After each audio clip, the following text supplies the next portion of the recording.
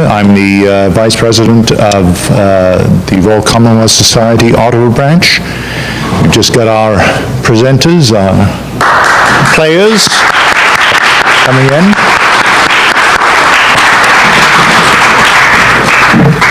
I'd like to welcome you tonight. Actually, the opening remarks are going to be provided by Gregory Evanick, the President of our branch. Gregory.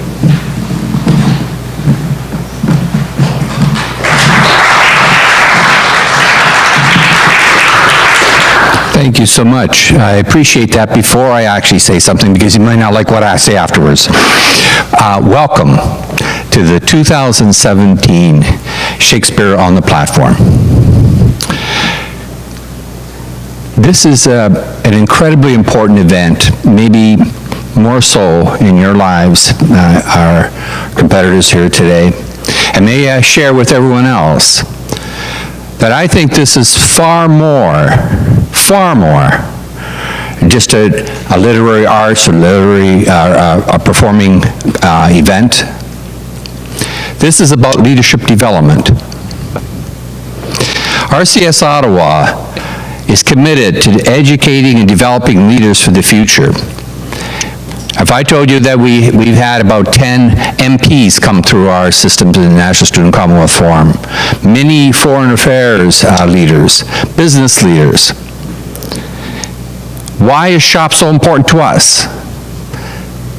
May I share with you why? Because this is about developing leaders for the future of our country. And may I use an American acronym, if you don't mind, the IRS. It's not Internal Revenue Service.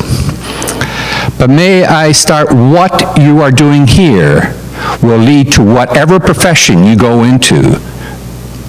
I didn't understand that when I was in high school. In my previous years, I've talked about my experience with Shakespeare in my high school, my wonderful instructors. Because the IRS is what you're doing here. And if you're an accountant, you're a politician, you're an architect, you're a teacher, you're a professor, you're an accountant, you're an actor. It doesn't matter what profession you go into, you'll find this as it occurs, and it's this, the I. Identify that which is important. Because if you don't start there, you can't move anywhere. You don't know what to do, you don't know how to act, you don't know who to speak to. People don't want to hear always just your opinions and rambling. I can tell you they don't want to hear my ramblings. Ask my wife. Identify that which is important. R, rehearse. Opportunity comes to those who rehearse. It's not just here that you're rehearsing. If you ask a lawyer, do they rehearse before they go into court or meet a client, you better believe that they are. If you ask a teacher, your teachers, do they identify that which is important, then rehearse before they teach? I assure you they do. S, spring into action. It's nice to know what you want to talk about. It's nice to rehearse it. And maybe the hardest part any of us find, and I can tell you the hardest part I find personally, is to spring into action. Not just action, actually grab it. I help Invest Ottawa entrepreneurs, the new entrepreneurs coming through. I can assure you the first thing you do, what is important? Identify that as important. Even if you're going to be a business person, identify that which is important. Rehearse what you're going to say to potential clients and investors. And when you have that opportunity, you spring into action. That's how you develop leaders for the future. This is about your future leadership development. And welcome to everyone and to our competitors. Remember this. This is the friendliest environment you'll have to rehearse. Welcome.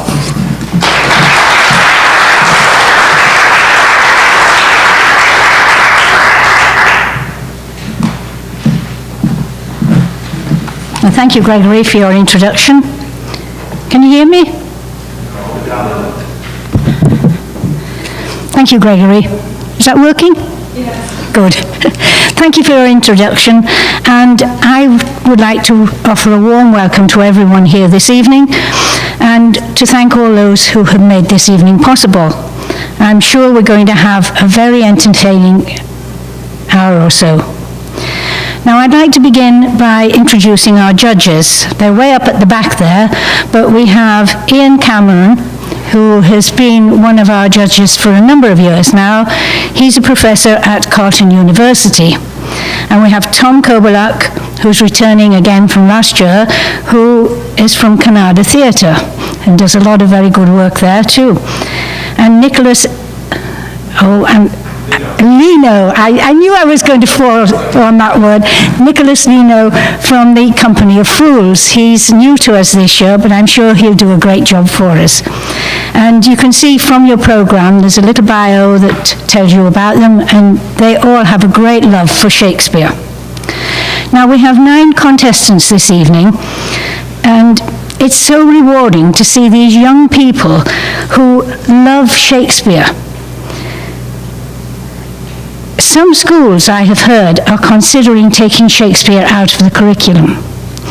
I heard a very interesting discussion one day on the radio, and it said that they didn't think that Shakespeare related to the students' lives. I totally disagree with that. I'm sure you must too. So I ask the students to keep up your love of Shakespeare and to encourage your peers to follow your example.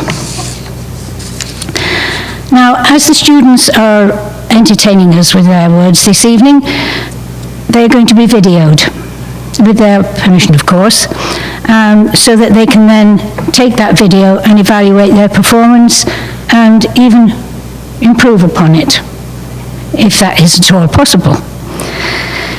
We should begin with the soliloquies, and then we'll break for some refreshments, and then we'll come back to listen to the sonnets. The order in which the students perform was drawn by lots earlier and is shown in the programme.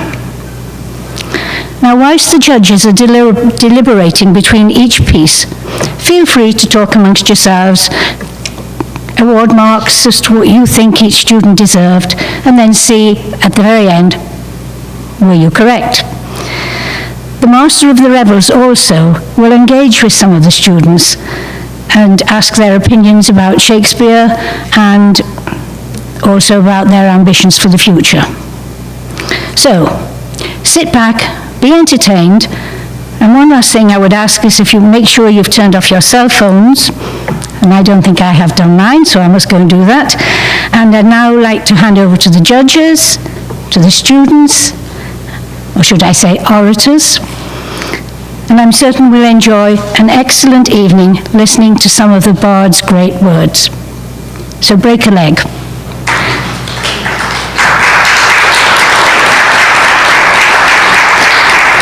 So now it's over to Basil, our Master of the Revels. Thank you.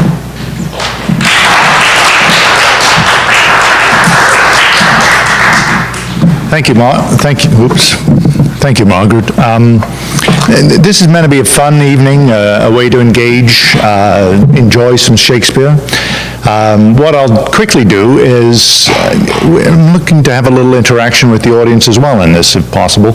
We'll quickly just ask the players to stand up one by one, turn to the audience as I read out their name, and if the school happens to be here, or people from their school are here, they can rally them on, okay? So the first person that our first presenter, not to come on stage, we'll just go down the row here as you turn and meet the audience, wave to them, whatever. Abby Sugars Keene. Okay, no bias. Jacqueline Meldrum.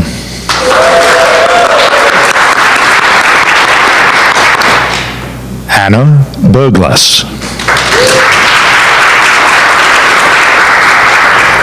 My apologies, I should give the name of the school.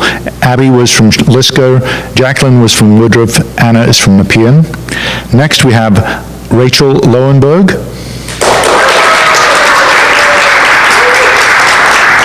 Stacking the deck, another Nepean person here. Lena Kirkham.